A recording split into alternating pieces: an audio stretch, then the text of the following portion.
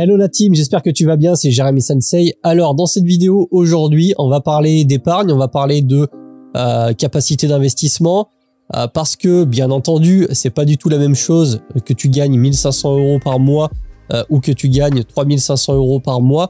Forcément, techniquement, la capacité d'épargne ne sera pas la même. Et encore, quoique, on va le voir, suivant un petit peu ton profil, il se peut que malgré le fait que tu aies un gros salaire, ça peut être un petit peu plus compliqué. Donc on va vraiment voir ensemble tout ça dans cette vidéo. Il n'y a pas vraiment de structure. J'avais envie de parler de capacité d'investissement parce que c'est hyper important. Si tu n'as pas de bois pour alimenter la machine, eh bien malheureusement, ça va forcément aller moins vite. Alors si jamais tu es tombé sur cette vidéo un petit peu par hasard et que tu me découvres, bienvenue, je m'appelle Jérémy, je fais des vidéos sur l'investissement, sur le mindset, l'entrepreneuriat, la bourse, l'immobilier, bref, toute la sphère et la thématique de l'investissement. Si tu trouves que le contenu te plaît, n'hésite pas à t'abonner, ça fait très plaisir, ça soutient la chaîne, ça me montre que ce que je propose plaît de manière générale. Vous êtes encore très nombreux à regarder mes vidéos et à ne pas être abonnés, donc vraiment, si jamais c'est un oubli ou que tu n'y as pas pensé, un petit clic, ça fait genre ultra plaisir. Tu peux nous rejoindre également sur le Discord communautaire. Voilà, tu as le lien en description. T'hésites pas. Et puis, pour ceux qui voudraient se lancer dans l'investissement, j'ai fait un programme pour préparer sa retraite / avoir un petit peu plus de liberté. Encore une fois, tout est en description. Alors, la capacité d'épargne, c'est très important parce que quand tu fais de l'investissement et quand tu veux faire de l'investissement, c'est globalement ce qui va te permettre de faire grossir cette fameuse boule de neige. Et puis, on va pas se leurrer, hein, plus tu peux investir, plus tu peux épargner tous les mois.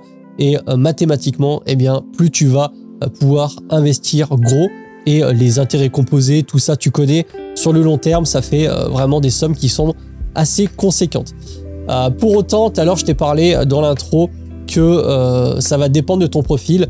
Parce que j'estime qu'aujourd'hui, il y a vraiment, on va dire, deux types de profils. Il y a la première personne, c'est-à-dire le profil type d'une personne qui a attaqué sa carrière, par exemple, ou son premier job à, je sais pas, 1500, 1600 € net tous les mois. Et puis petit à petit, qui a eu des revenus complémentaires, ou alors qui a eu des primes, etc. Ce qui a fait que mathématiquement, son revenu a augmenté. Mais cette personne-là avait l'habitude de vivre avec un revenu qui était assez modeste. Donc va forcément gérer différemment, je trouve, qu'une personne qui, par exemple, dès le premier job, sorti d'école d'ingénieur, va toucher, admettons pour l'exemple, 3000 € net par mois. Et si cette personne n'a pas travaillé sur son mindset, sur son intelligence financière, eh bien, elle va peut-être automatiquement adapter son style de vie, son niveau de vie par rapport aux revenus qu'elle gagne et ça peut paraître normal. C'est un exercice qui n'est pas forcément facile que d'arriver à vivre en dessous de ses moyens. Si tu gagnes 3000 € par mois et que tu arrives à vivre comme si tu gagnais 1500 € par mois, eh bien forcément tu auras une capacité d'épargne techniquement de 1500 € mensuels que tu vas pouvoir investir, épargner. Bref, tu pourras en faire un petit peu ce que tu veux. Ça, c'est une certitude. Vraiment, là où je veux que tu essayes de réfléchir, c'est est-ce que tu peux trouver des dépenses peut-être que tu fais tous les mois qui ne servent pas forcément et qui pourraient te permettre d'augmenter cette capacité d'épargne et directement donc le montant que tu peux investir tous les mois. Et donc pour ça, c'est très simple. On peut par exemple, je l'ai déjà montré sur cette chaîne plusieurs fois, mais utiliser un tableau de dépenses mensuelles où tu vas rentrer globalement toutes tes charges fixes. Donc ça peut être le crédit, le loyer, l'électricité, gaz, les taxes, les assurances, les forfaits, téléphone, etc.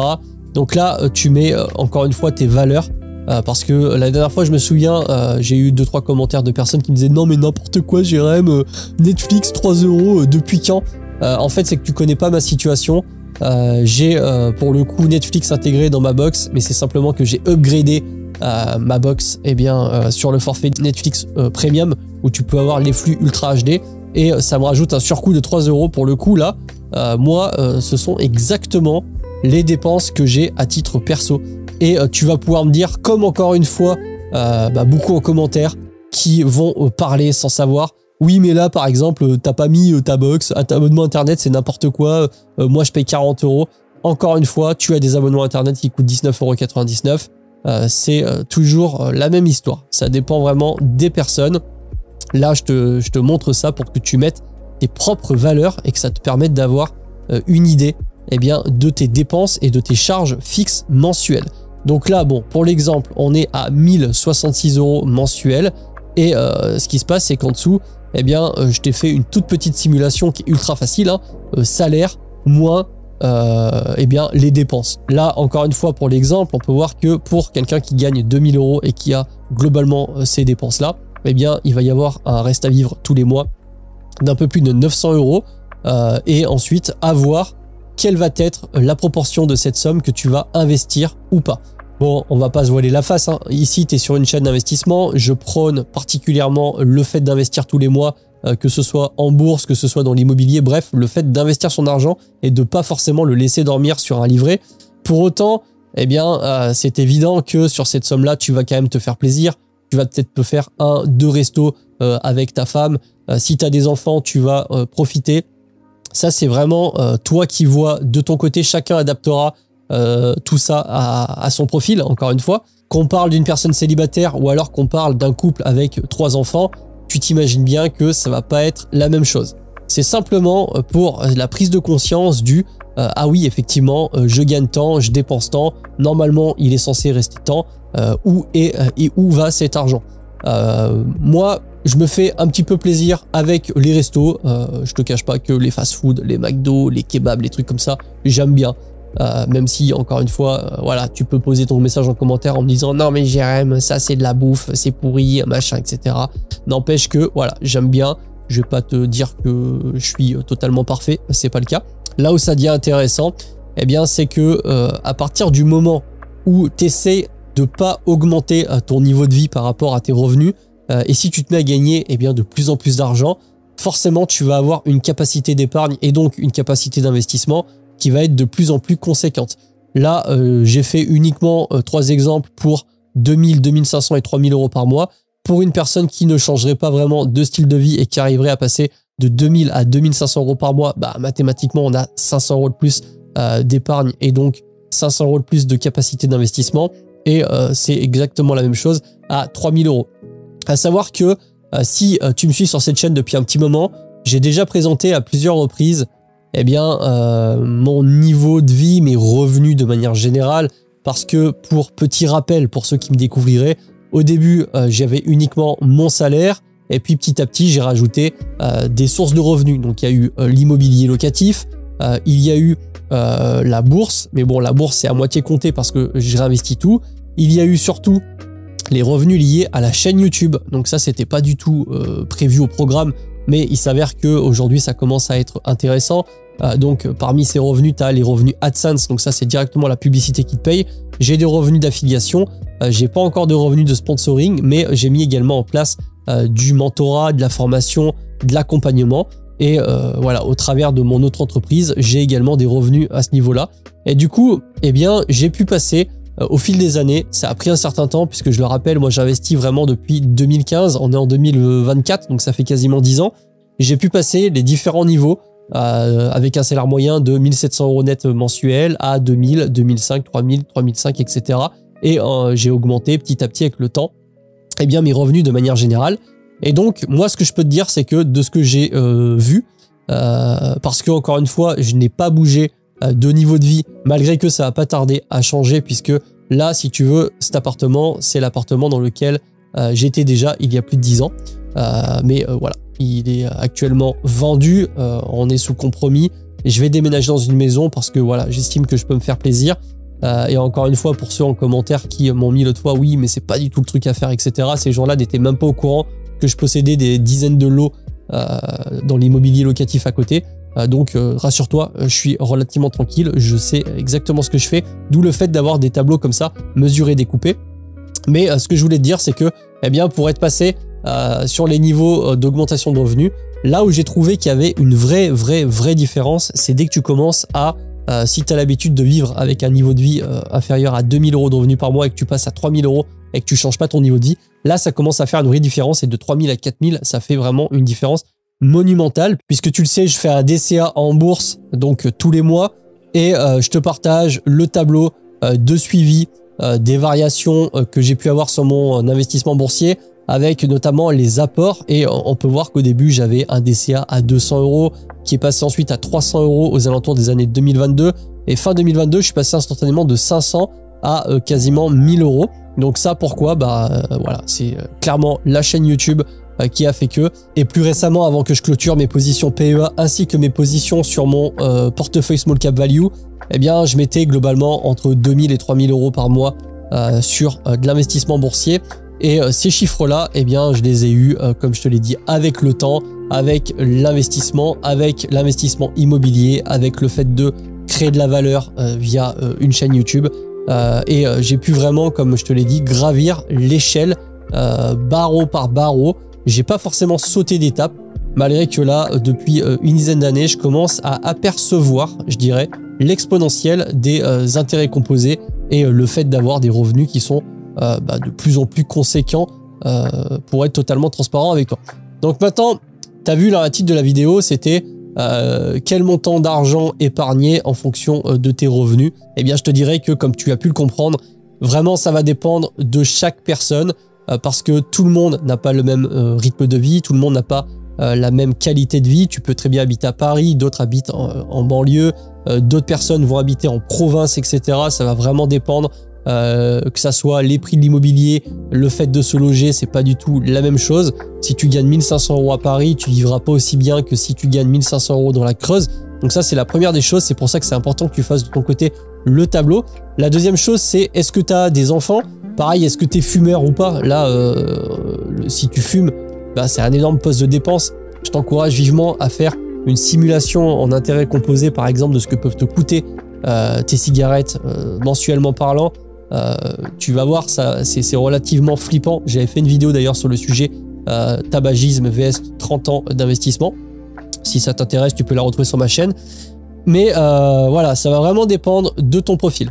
Maintenant, il est important vraiment de comprendre la notion du je gagne un certain montant et j'essaye de réduire mes dépenses. Parce qu'au début, c'est beaucoup plus facile quand tu attaques d'arriver à réduire les dépenses, surtout les dépenses qui sont inutiles entre guillemets, que d'arriver tout de suite à augmenter ses revenus. Parce que le fait d'arriver à augmenter ses revenus, tu peux faire des heures supplémentaires dans ton taf, tu peux trouver un deuxième job, tu peux avoir un projet en annexe, une chaîne YouTube, du e-commerce, bref, peu importe ce que tu vas faire en parallèle pour augmenter tes revenus, il y a quand même une mise en place, ça n'arrive pas tout de suite, il y a quand même un certain délai avant d'arriver à augmenter correctement ses revenus. Par contre, le fait de dépenser moins, ça c'est vraiment instantané, suffit de pas dépenser. Voilà, il y a un moment tu te dis tiens, je me fais un McDo puis tu en as fait déjà 3 la semaine, ou alors tu fais encore un apéro un soir alors que finalement tu pourrais très bien rentrer chez toi. Je suis pas du tout en train de te dire qu'il faut plus que tu vois tes amis ou quoi que ce soit, mais c'est toujours pareil, il y a, je trouve, une certaine modération à avoir sur les dépenses. Si tu es du genre à aller en boîte de nuit tous les week-ends et à dépenser des 80, 90, 100 € pour des bouteilles, pour, je sais pas, te faire plaisir, t'amuser ou impressionner les autres, moi je sais que je l'ai jamais fait, je trouvais ça un petit peu abusé. J'en avais pas en tout cas le besoin. C'est pour ça que ça va vraiment dépendre de la personnalité, de ta situation. Mais je t'encourage vivement à faire ce genre de tableau déjà de dépenses pour savoir un petit peu quelles sont tes charges. Parce que parfois tu vas faire le tableau, tu vas tout rentrer, je te conseille de rentrer vraiment tes chiffres réels. Tu vas avoir un résultat, ça peut être 1000 €, ça peut être 1500, ça peut être 1800, ça peut être 2000 € peut-être pour les plus dépensiers. Et tu vas te dire, putain c'est bizarre, je gagne 3000 € par mois, il est censé me rester un peu plus de 1500 € de reste à vivre. Et j'ai l'impression qu'en fait tous les mois je suis un petit peu à sec. Il va falloir que tu ailles fouiner et gratter un petit peu pour savoir où est-ce que justement cet argent va. Maintenant sur les applications banques, tu as souvent des diagrammes de dépenses, etc. Faut pas que tu hésites à les consulter. Ensuite, épargner c'est bien, mais tu le sais, investir c'est mieux. Je prône systématiquement le côté investissement encore une fois. Et donc du coup, pour te donner un ordre d'idée, on va faire une toute petite simulation. Alors ça c'est encore une fois quelque chose que tu as certainement déjà vu sur la chaîne, mais c'est très important je trouve pour se donner un vrai impact psychologique. Eh bien là on va faire une simulation très simple. 1000 € de versement initial sur un support type ETF, bourse, compte titre PEA, avec un versement régulier, ce qu'on appelle un DCA tous les mois de 500 €. Et on regarde un petit peu ce que ça va donner sur 25 ans avec un taux d'intérêt de 8%. Certains diront ouais non mais 8% ça n'existe pas. Eh bien renseigne-toi parce que si ça existe, et il y a même plus qui existe, mais 8% en tout cas sur un ETF type S&P 500, c'est largement réaliste. Si on fait calculer, on peut voir que ça nous donne quand même une somme très correcte de 464 000 euros avec un peu plus de 300 000 euros d'intérêt si on se met sur le diagramme. Voilà, on a 150 000 euros de versement, ce qui globalement va correspondre au versement maximum que tu peux mettre sur un PEA, le tout sur 25 ans, avec un petit 313 000 euros d'intérêt. Donc évidemment, en bourse, on n'est pas sur du 8% tous les ans, 8, non, ça va faire 20, et des fois ça va faire moins 10, et après ça va faire plus 14, et après ça va faire plus 6, et après peut-être plus 18, et puis moins 4, etc. Mais globalement, la moyenne lissée des performances donne un rendement moyen annuel de entre 8 et 9%. On est plutôt aux alentours même des 9%. Ça, c'est avant inflation. C'est quand on ne prend pas en compte l'inflation. Mais là où je veux insister un petit peu, c'est rappelle-toi sur le tableau là, en augmentant par exemple de 500 euros ses revenus, donc en passant de 2000 à 2500 euros, eh bien si tu arrives à faire en sorte de ne pas bouger eh bien, ton niveau de vie, tu vas donc normalement avoir 500 euros de plus de capacité d'épargne. Et ça fait une vraie différence parce que toujours pareil, intérêt composé, si on se met sur 1000 euros de versement régulier et qu'on reste sur une période de 25 ans, on était à 464 000 euros, là on peut se dire bah normalement ça va doubler, eh bien faisons le calcul. Tu peux voir que ça double effectivement, mais voire un petit peu plus, on est à 921 687 euros. Ce qui commence à être une somme vraiment très intéressante puisqu'on approche le million d'euros sur 25 ans. Alors c'est toujours pareil, et oui, il y aura toujours les gens en commentaire qui me diront ah oui mais 1 million d'euros dans 25 ans c'est pas 1 million d'euros d'aujourd'hui. Oui c'est vrai, c'est pas le but de la vidéo, mais oui c'est vrai. Il faudrait prendre en compte la dévaluation de la monnaie, etc. Mais quoi qu'il en soit, voilà, c'est surtout pour la prise de conscience du qu'est-ce qui se passe si tu arrives à augmenter tes revenus et que tu ne bouges pas ton niveau de vie, mais par contre que tu augmentes vraiment correctement ta capacité d'investissement. Et le but étant eh bien d'arriver à alimenter de plus en plus cette machine-là avec des versements réguliers pour ce qui est de la bourse par exemple, parce que la bourse, encore une fois, ça fait appel à des fonds propres, hein.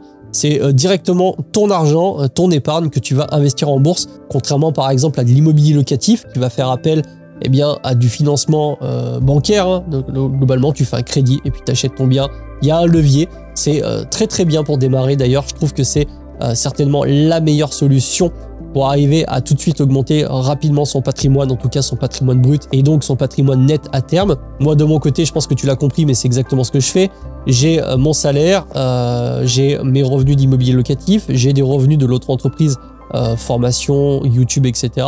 Et globalement, eh bien, je réinvestis une très très grosse partie de cette somme-là, pour pas dire 100% à partir du moment où j'ai mon épargne de sécurité sur un livret. Maintenant, si tu arrives à augmenter tes revenus et que tu arrives à passer à 2000, 2500 euros, eh bien, essaie pourquoi pas de te faire une petite allocation dépenses, plaisir, resto, si tu as l'impression que tu en as le besoin, et d'investir le reste. Moi, par exemple, j'ai essayé, maintenant je suis en full investissement, j'ai pas du tout le côté frustration, au contraire, si j'investis pas tous les mois, je me sens pas très bien, dans le sens où j'ai l'impression d'avoir raté une échéance, on va dire ça comme ça.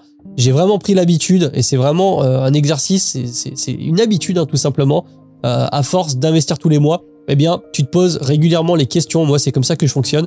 Quand j'ai par exemple, je sais pas, 200 euros à claquer dans un truc où je me dis est-ce que ça va vraiment me servir, je me pose vraiment plusieurs fois la question, et si c'est un truc où je me dis bon c'est peut-être une sorte de volonté passagère, j'ai envie sur le moment de ce truc-là, mais en fait, j'en ai pas vraiment besoin. Eh bien, assez rapidement, je me dis, bon, allez, je mets cet argent-là en bourse. Et bon, je fonctionne comme ça. Ça marche relativement bien. Je n'ai pas du tout le côté frustration.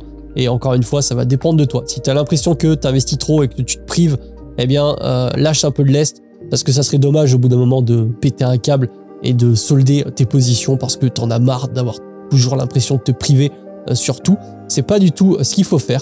Il faut vraiment trouver le bon compromis, investissement, mais je t'encourage vivement à investir. Et si tu te dis, oui, mais moi, j'ai pas beaucoup à investir, j'ai que 30 ou 40 euros par mois, eh bien, tu devrais quand même le faire parce que ça te permettrait d'avoir et de prendre justement cette habitude tous les mois de passer ton petit ordre de bourse notamment aujourd'hui avec des plateformes comme Trade Republic ou même Fortuneo et le pack starter. Il y a certainement d'autres banques, que ce soit sur un PEA ou sur un compte titre, eh bien tu as les frais qui sont offerts sur les premiers ordres. Donc ça te coûte rien, tu peux toujours mettre en place un DCA.